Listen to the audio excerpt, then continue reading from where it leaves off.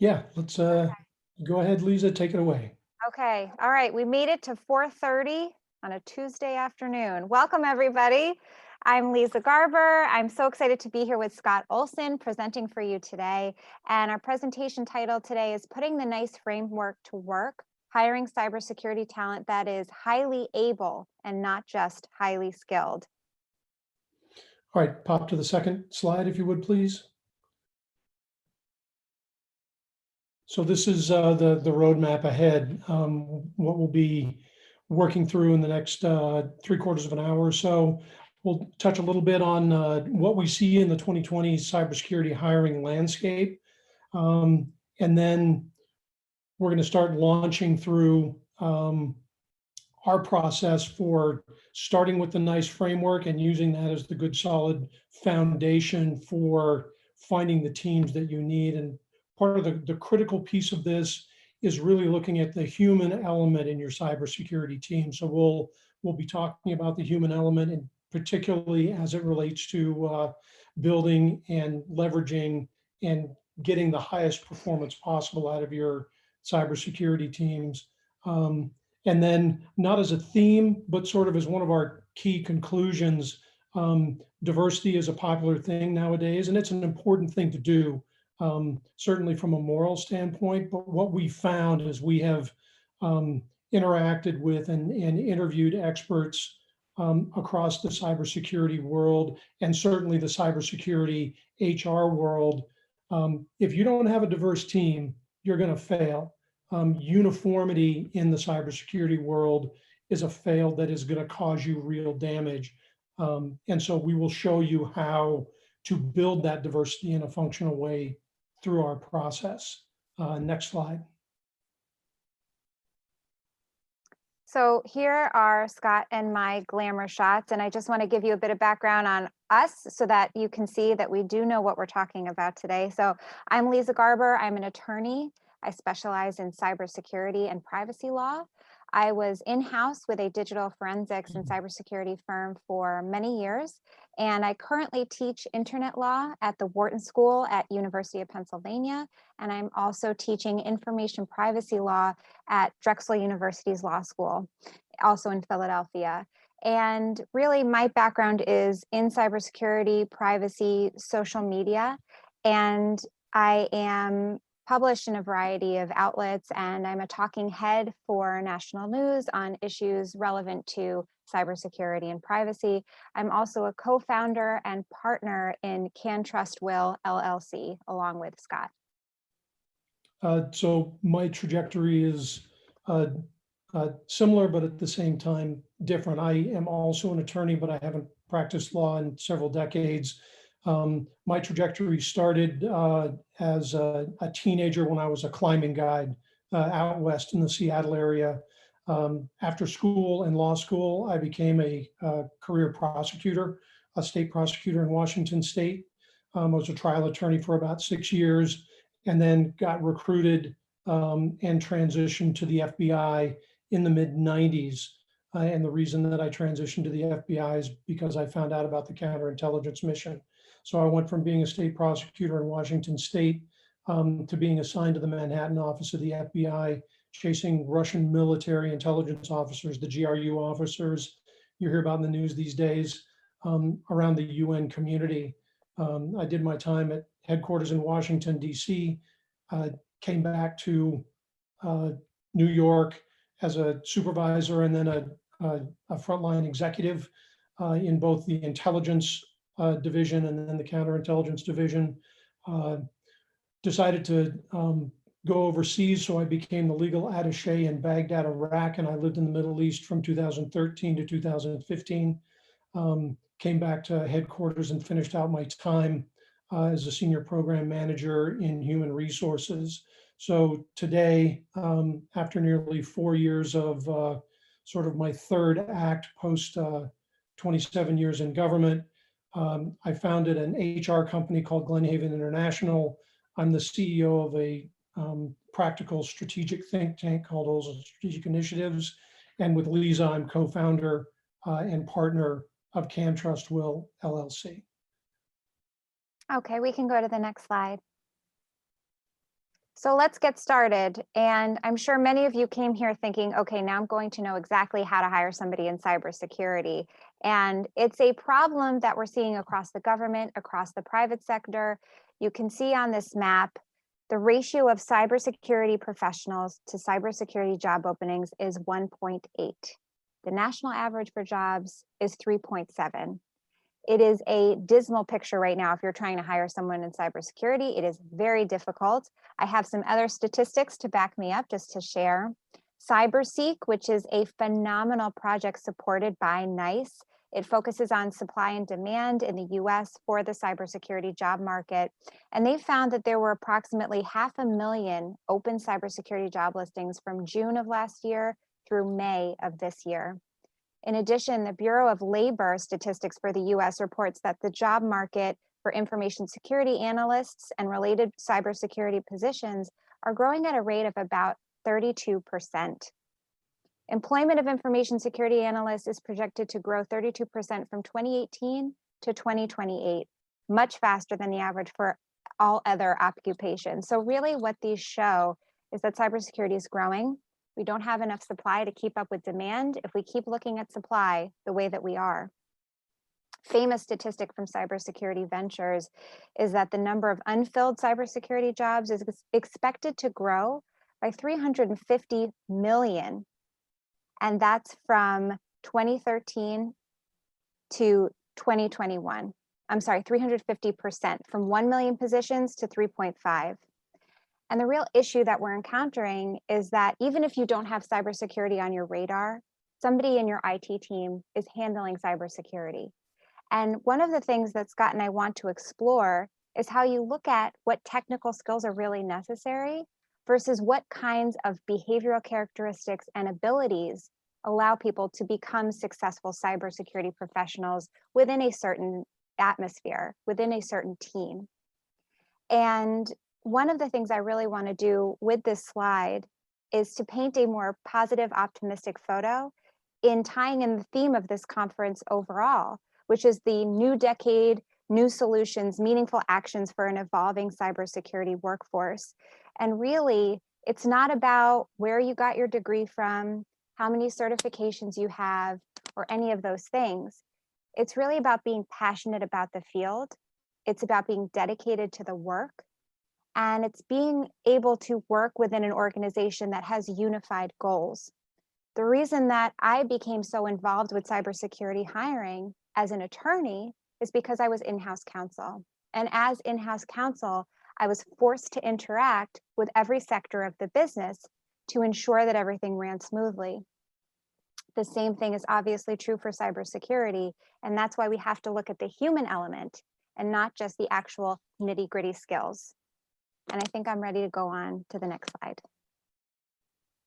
I also forgot to mention earlier on, if you have any questions throughout the presentation, please feel free to type them in. We're happy to answer as they come because you might have that great thought. So please feel free.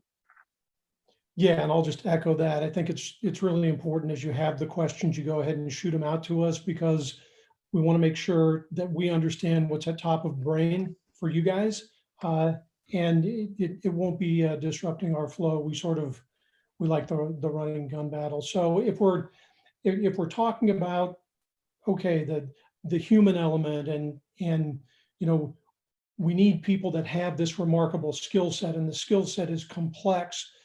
You know, where do we start? How do we get there? And I think part of the beginning point is recognizing that, you know, the guy that you put in the basement in the hoodie who has all the answers is no longer going to keep you safe. And it's not because that person isn't qualified. It's because the most effective defense is actually a team. And so when you're looking at building teams and you're looking at understanding how do we differentiate between people who have the technical ability and the ability to execute. It's the difference on the slide here between highly able and highly skilled. I think that the old way of dealing with this is it's the difference between somebody who's intelligent and somebody who has street smarts. And that's a nice way to begin to understand it, but that really is an old paradigm.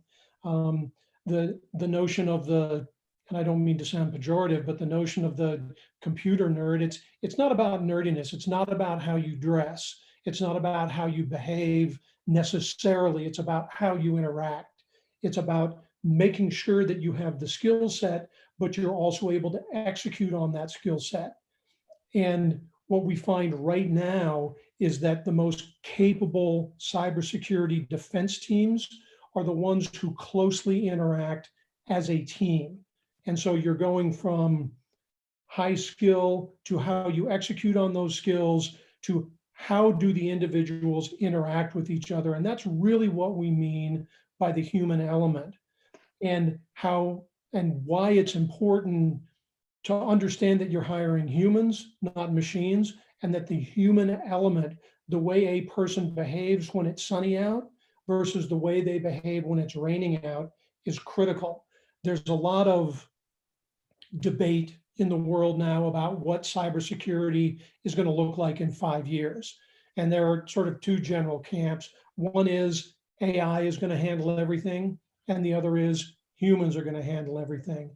And the challenge, we're in the human school, the challenge with artificial intelligence is that even though they're very, very blindingly fast and they are very, very skilled, machines do what they're told to do. And that's true with machine learning as well. Machines that learn the way they're told to learn. They don't learn the way humans learn. Yeah, Leeza. Yeah, and it's the same reason the NICE framework actually points out a current employee has existing relationships, institutional knowledge, and organizational experience that is hard to replace. These are things that are learned because it's a human filling that role. And even for companies that are looking for potentially less costly solutions, you look to automated security. Even if you're dealing in some of those solutions, it's never going to fully replace having that person who has the institutional knowledge and can combine it with an understanding of what the cybersecurity threats and current atmosphere is. And one piece I wanted to point out is the human element that the NICE framework definitely talks about. And the NICE framework actually defines KSAs, it defines those abilities. In talking about ability specifically, the NICE framework says it is a competence to perform an observable behavior or a behavior that results in an observable product.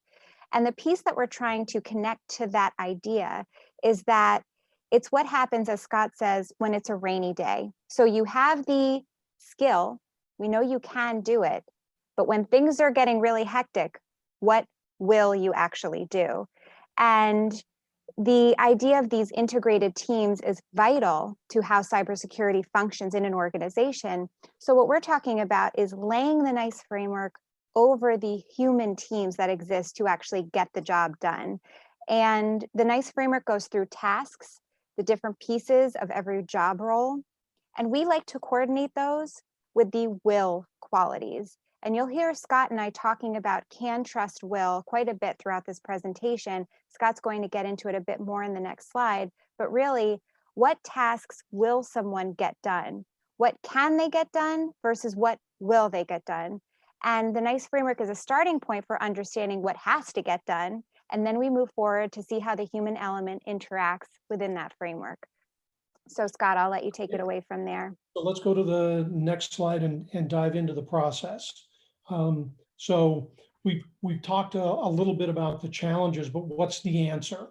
And the answer, the way to get your brain around, how do I look at all of the available people and find the one or the few people that I need to perform the job that I need performed for my company? It starts with this process, the can, trust, will process. And the can, trust, will process is built on two very general concepts. And they're the first two bullet points on this slide. There's a fundamental difference between what a person can do and what they will do. And I learned this way back when I was a climbing guide. We would get a group of climbers into camp, and we're going through the gear check, and we're trying to understand who these people are, because we are taking people we don't know up on a mountain into a consequential environment. And so we had to do the evaluation very quick. And what we learned very, very quickly is anybody can throw a rope through an anchor and tie the knot correctly on an afternoon when it's sunny at base camp.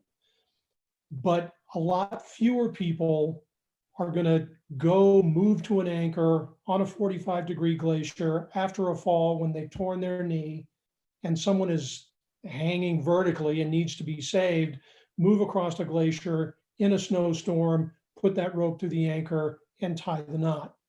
And the parallel actually runs true. You can have the most brilliant cybersecurity person, but it doesn't matter if they're brilliant if they melt down and freeze as they're sitting in your GSOC when all your systems are being shut down because you're being penetrated. What you need is a person who has the skill, the can, and the ability to execute under stress, which is the will. So that's the first concept, is understanding that the skill set is very different from the execution. Can is very different from will. You need both, but you need to build candidate pools so that you can filter. And this now comes to the second thing, which is you need to build these candidate pools in a structured way so that you're doing the inexpensive binary checking first, and then the more expensive, more time-intensive differentiation later. Can is easy, not because it's not complex. The skill sets that you need a cybersecurity employee to be able to do sometimes are very, very difficult and very, very complex. But they either can do it or they can't. And so the assessment is very quick because it's binary. So when you have a job and you lay out what we need this person to be able to do, the capabilities, your very first filter for everybody who responds to that job posting needs to be, can they, can't they, can they, can't they, can they, can't they. You then go to an initial cut on trust because you need people that aren't going to lie, cheat, and steal. But we'll talk a little bit about trust and why it's in the middle instead of at the end. Some of you who are familiar with government processes and security clearances will say, well, why is trust in the middle of this thing? Why isn't it at the end the way it is with government? And we'll get into that. And it's mostly driven by some people don't need a deep dive on trust because they don't have a lot of access to the system. Some people do. And then will, which is what Leeza was talking about, which is the behavioral characteristics. How do you determine what a person will do when they're under stress and when it matters? And that's the behavioral interview. And you need to make sure that you sort for that, but it's expensive and it's time consuming. And so you want to sort the smallest pool possible. A very quick comment on resumes, because resumes tends to be a bit of a red herring, not because resumes aren't important, but because it's very easy to get impressed with a resume and say, this is a great resume, we should hire this person. The resume should never, ever be used to make a hiring decision. And that's because the resume will tell you can, and it will tell you what a person has done in their career, but it won't tell you who and what they are. It won't tell you anything about will. The only time you're going to understand will is when you're sitting across from somebody in a behavioral interview. So it's a real red flag if you look at a resume and you say, wow, that's a great resume. Having a great resume doesn't correlate to job performance. You're not hiring a great resume, you're hiring a high-performing employee.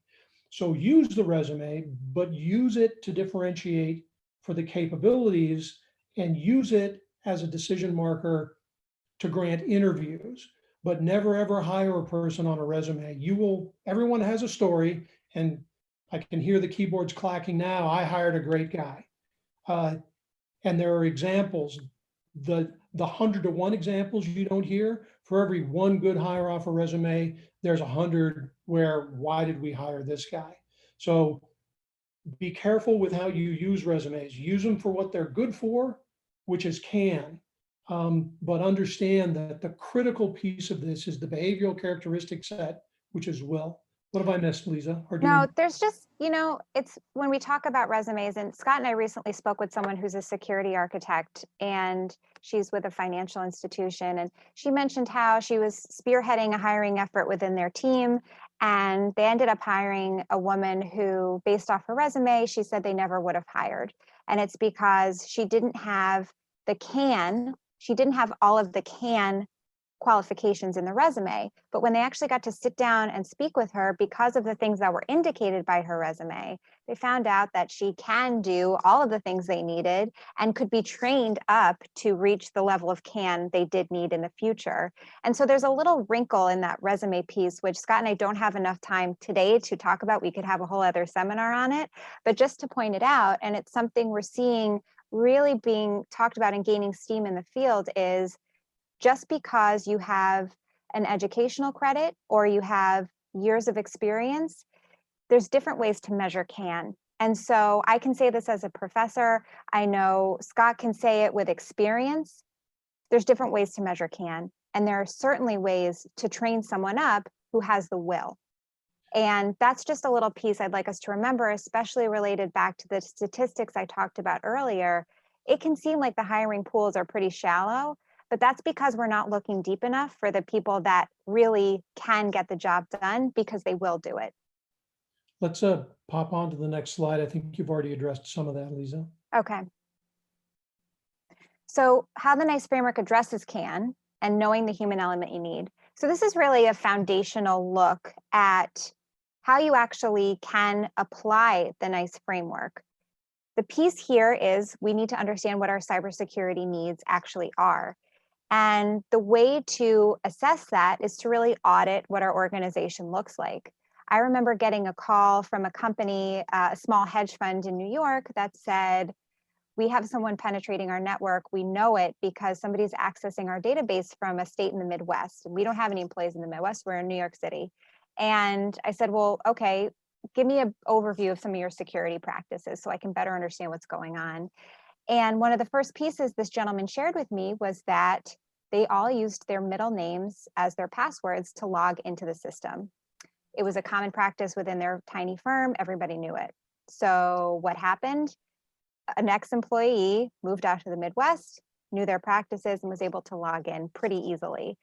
So it's a story that illuminates how you need to understand what your own vulnerabilities are. This can be based on what industry you're in. It can be based on how many employees you have, what kind of technology you have in place. But really, you have to do that initial assessment to understand what your needs are so that you really can put the NICE framework in place. And the NICE framework says in section 3, as organizations identify what is needed to adequately manage current and future cybersecurity risk, leaders need to consider the cybersecurity workforce capabilities and capacity needed.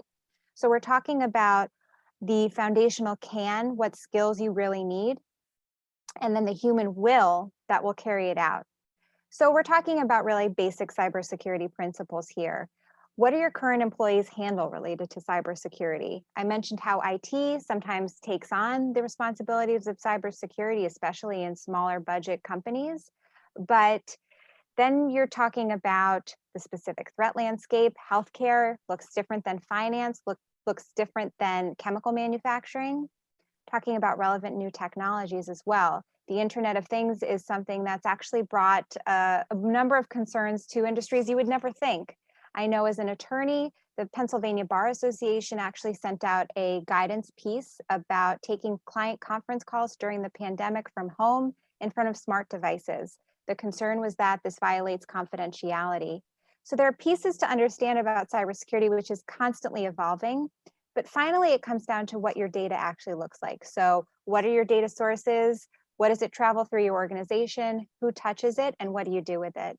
So all of these pieces come together to determine, okay, what humans do I need to help get me to best practices?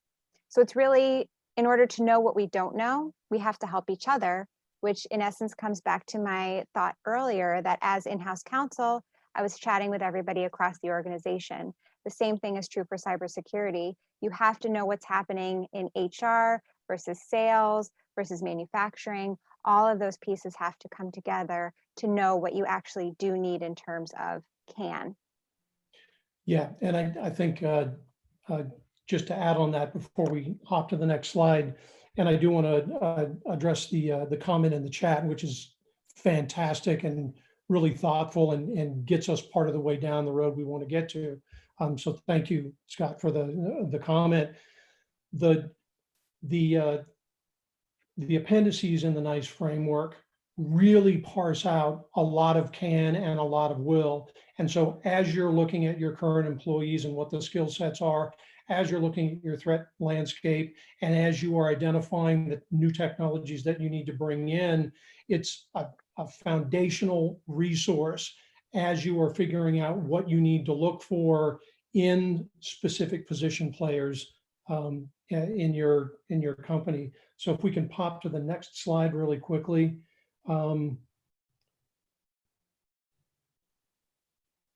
Okay, I'll speak to this very briefly, the trust, and then I will get to the comment. Very quickly about trust, about background investigations and that sort of thing, just so you can understand pricing. Low cost, actually, you know what? I'm going to go ahead and skip over this, Leeza, because of our time. Okay. We are available. If you're doing background investigations and that sort of thing, we'll be more than happy to help you with this, but I really do want to get to the next slide. Is that okay with you, Leeza? Yeah, sure. Okay. Let's go to the next slide.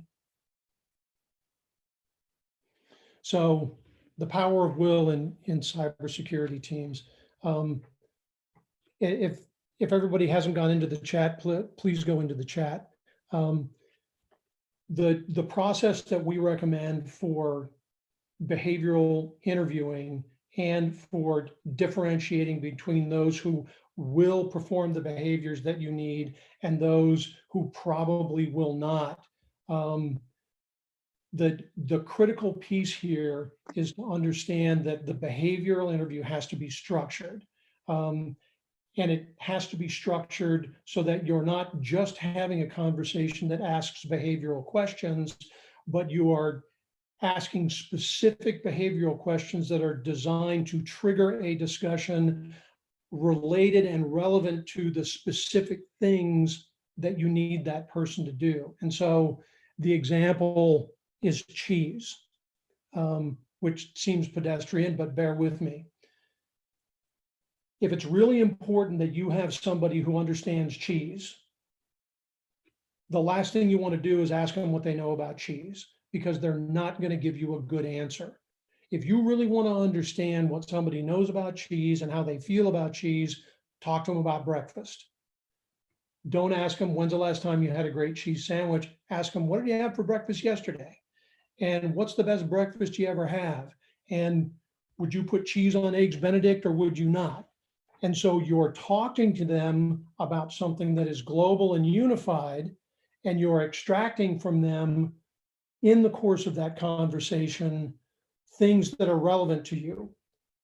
You're not focusing the conversation on what you want to know. You're setting the playing field so that as you operate on that playing field, you understand what's going on with the person. We had a great example of one of our contributors who tells a story about how, again, this is somebody that he was interviewing who wasn't really hitting on all of the capabilities, but the guy was involved with music. And so they talked for 20 minutes about music and about music theory and about the logistics of getting a band on the stage. And at some point, as the story goes, the guy says, you know, I can talk to you about music all day. I love music, but who cares? And our contributor was able to articulate that all of the things that allowed him to be a good musician and a good music theorist were things that were direct correlations to looking at patterns in the analytic job that he was looking at. And so in that interview, our contributor was able to learn a ton about the way this guy's brain worked, not by talking about cheese, but by talking about breakfast, not by talking about the job, but by talking about the thing that that person did that was similar to that job. And that's why the behavioral interview, one, is so critical, and two, it's a skill that is really important to learn. And three, you need to understand that the key isn't asking behavioral questions. The key is understanding what you need to know about a person and then asking behavioral questions that lead to conversations that will reveal whether the person has the things that are on your will list or not. And it's all rooted in this notion that past behavior is the best predictor of future behavior. And so you want the stories, but you want the stories in a very global way so that as you are reaching for the one thing you want to know, not only is it in context, but the person answering the interview can't game it with a set piece story. They have to tell you something that really happened. And that's why this comment is so great, because it is about their potential benefits to employers and their employability skills and what we call the soft skills. We really prefer the term foundational skills rather than soft skills, because sometimes these soft skills are actually very hard. They're very core skills. They're foundational skills. But you start to understand why the will assessment, the behavioral interview needs to be done, but it needs to be done with very few people. And the challenge is, well, we're having people in for interviews and we're doing the binary assessment about whether they can do the job. Well, since we have them in, let's go ahead and do the behavioral interview as well. You will find that you're burning a ton of resources if you're not disciplined. It's very critical to do the binary assessment first, then do the trust piece to the extent that you need to, depending on their access to company data, and then really start diving down on an evaluation of, will they do under stress the things that you actually need them to do, or will they not? And I don't know if you want to tell the nice guy story, Leeza. Yeah, there's one piece I want to talk about before that, just to address, and if you haven't gotten a chance to check out the chat, we have someone who wrote in that the behavioral interview can often screen out many talented job seekers, particularly people with disabilities who are neurodivergent. And alongside what Scott's telling us about the cheese story, creating really structured, tailored behavioral interview questions that apply specifically to your role really helps to address this dilemma. Because we have a client that we spoke with who manages a very large cybersecurity team for a government organization, and said, you know what, I have people that code and I don't need them to really have this certain soft skill to interact with the team on a regular basis, to be that huge personality in the office, to be somebody who's in the mix and part of everything. This is a discrete task that they have to get done. And that's not to say everybody has that same role, but once you key in on what jobs you need accomplished and what those roles need to look like, you can key in on what behavioral components these roles have.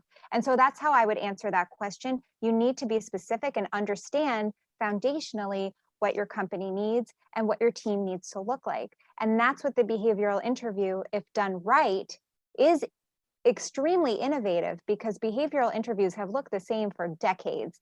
And what we're saying is, for cybersecurity in particular, they need to be hugely specific to your company, your role, what you need done. And that's how I think, Scott, if I'm not missing anything, we're hopefully wrapping that up with a bow. It's a complex area for sure. It requires quite a bit of research and time to go into what you need. And with that, I'll give a story from my own experience. When people say, well, you know what, this person's so nice, they'll be great, let's just hire them, they're great, look, they have all they can do this. And my example is somebody who was a cybersecurity systems architect that I got to work with, and I saw this interview process take place. Really nice guy, funny guy, fun to be around, and according to the resume, had all of the canned skills that were needed for that job. And the people around this man thought we really lucked out, because usually these people, they're really antisocial, just really stereotypical views of what this type of job role looks like. And part of that behavioral interview, obviously, a little bit of before that, or however you want to structure it, you can do skill testing as well. And that's certainly necessary for many of these roles. So we're not saying deny skill testing, we're saying, you need to have this behavioral interview component. So even with the skill testing, without checking into behavioral interviews, this guy turned out to be a disaster in the office. Really a huge time waster, distracting everybody with funny jokes, not getting stuff done. When the rubber tried to meet the road, it just wasn't happening. The tasks weren't getting accomplished. So the problem is really digging deeper. And what this story is supposed to illustrate is the fact that you really do need to think about what you need that role to look like and what behaviors are really going to allow the candidate in the role to get the job done, the quote unquote will. And I will point out that the NICE framework doesn't necessarily cover the significance of behavioral characteristics. The abilities portion of the framework references the ability to coordinate, the ability to collaborate, to think critically. There are different pieces of behaviors there. So in that way, it references a lot of the things you have to consider when building out a cybersecurity team or adding to it. But most importantly, we want to talk about those behaviors. Exactly. And so one final story is as we roll into the end of this thing, and this is another client who was a call center team leader for a large IT company that had a lot of software online. And this was a situation where they were struggling with a 60% new employee turnover for their call center employees. And the challenge was that there were 5 supervisors, and they were, every month or so, they were given a stack of about 60 files and told, hire the best ones, hire the best 15 for your teams. They weren't given any instruction at all. And the frustration that our client had was he didn't know how bad people were getting through their interview, because they were interviewing, they were asking good questions, that they would team interview. So the supervisors would interview a group of 10 or 12 at a time because their volume was so high. But the way they would interview is everyone would have the resumes in front of them, and they would ask questions off the resume, and they would hire the ones that were good. And this guy was really frustrated that they were hiring people that seemed good in the interview that were failing out on the job. And so we asked the first question, which is, how soon after hiring do you know that they're going to fail? And he said, well, about 2 weeks. And that's great news for us, because you know what failure looks like. So we spent about 20 minutes working through, what does failure look like when it comes? What does success look like when it comes? We did our analytic process and came up with about 4 behaviors, 4 things that a person needed to be willing to do on a day-to-day basis to perform well in this job in the call center for this company. It took us about 2 weeks to develop behavioral question sets, and we gave them to our client and let him go and do the interviews.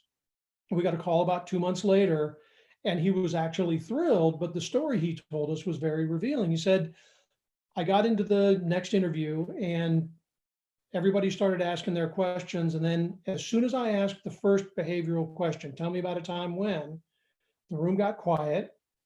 The other supervisors started taking notes, and everybody started giving really thoughtful questions. And then at the end, I hired 2 people that I never would have hired under my normal protocol. And he said, I got teased. Everyone was laughing at me for hiring these 2 losers. And what did they do? They hired the same people they usually hired. And he goes, right now, 2 months later, the 2 people I hired are outperforming everybody. And everybody else is on performance improvement programs, or they've had people quit for who they hired. And so the lesson is actually twofold. The first lesson is, if you understand what failure looks like and what success looks like, you can go through a process that will allow you not only to identify the will behaviors that you need, but you can build the question sets that will allow you to differentiate between candidates who have them and who don't. The second is actually the more important one, which is this: what happens when you change your interview style to a behavioral interview for what people will do? That process will cause you to hire people you would otherwise pass on. and it will cause you to pass over people that you would otherwise take. And this goes straight to your comfort zone. You will immediately be conflicted because the people that make sense, the people you want to hire will be no hires, and the people that you're really concerned about will be hires. And if you can take us to the next slide, please. Yeah, actually, I just want to jump in there. You can definitely take us to the next slide, which I want to jump off of what Scott is saying. But before I do, this slide actually coincides really well with a question we just got from Stephen, which is, when I worked at ExxonMobil, we used the Myers-Briggs personality types in selecting teams. What are your thoughts? And I know Scott could speak for hours about this. Before we get into it, and I want to address that, it actually coincides perfectly with this cartoon that we found.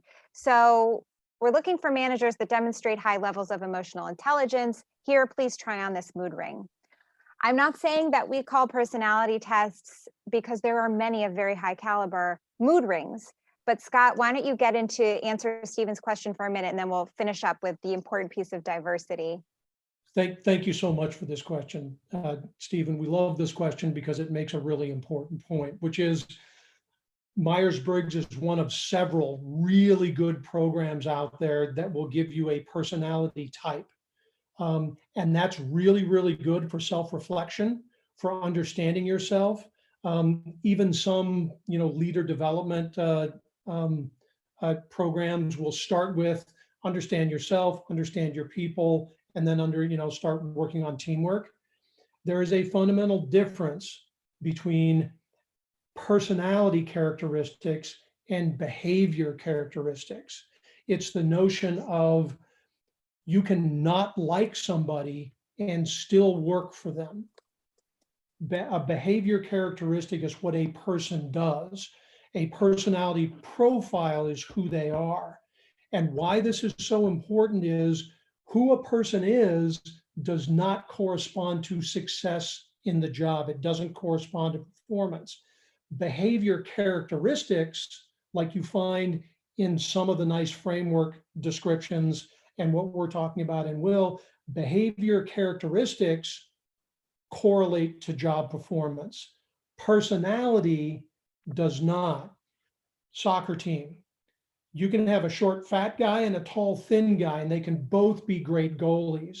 You can have an introvert and an extrovert, and they can both be great goalies. What makes a great goalie?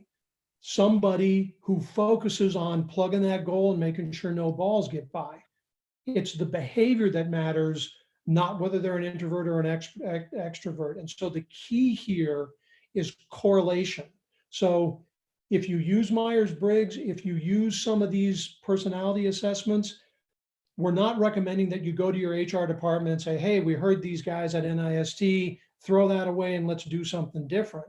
The key for you as a hiring manager right now is to look at what those tests give you and find a way to make those conclusions, the personality stuff that comes out of Myers-Briggs or whatever, correlate to what you need. If it correlates to job performance, then you need to build your question sets to differentiate for it. But it's not that who a person is doesn't matter. Who a person is who a person is, and that matters, but it doesn't correlate to performance. Will, which is behavioral characteristics, correlate to performance. And I think what our client at the IT company in the call center discovered was they were hiring for fit. And if you can go to the next slide, they were hiring for fit. They were hiring for what we call the big mistake. If you can go to the next slide, we just want to touch on this really because we only have about a minute left, but it's so important. And this fits in with Scott's story about the call center because they ended up hiring people after crafting specific behavioral interview questions that didn't necessarily fit in with what they thought their team should look like or how it should, as the phrase Scott used was, it's not somebody I'd want to take golfing with me on Saturday. So here's the point, and it's one I love to make because I'm a woman in cybersecurity. The percentage of women in cybersecurity is still less than 25%. It's 24%. The numbers are getting better, but we talk about diversity in terms of gender, race, any type of category. the cybersecurity workforce has to evolve to succeed. The threats evolve much faster than the technology. The threats evolve faster than our human workforces. And if you don't have the diversity of perspective, the diversity of will on a team, the diversity of can on a team, it's not going to work. As long as you know what the will needs to be, what it needs to look like that somebody needs to get done and how they do it, then you can be successful. But uniformity ends creativity. And that's the problem here. I'm not talking about diversity in terms of an ethical obligation. I'm talking about it in terms of an obligation to be successful as a cybersecurity team. And as we put at the bottom, uniformity equals stagnation, equals fragility, equals data breaches. And we keep hearing over and over again from successful cyber teams in government and the private sector, I have people from all over the place. I have people from all different ages, all of different countries, all different experience levels, and they all are able to accomplish the will in being successful. And again, you can see studies that say all male teams are groups in surveys that score lower on providing better decisions than the average of teams that are more diverse. Decisions made by gender diverse teams were better than 95% of the time when decision-making was related to financial issues, cybersecurity issues. We can all find the statistics, but in order to better hire diversity, we have to structure our questions and our hiring process around will. So you can find us at cantrustwill.com. Obviously, we love talking about this. That's our final slide if you'd like our contact information. And there's never enough time to talk about these issues. We're happy to answer any questions offline. We really appreciate the questions that you've provided today. If you can go to the final slide so people can get our contact information. And we love discussing these issues, and happy hiring.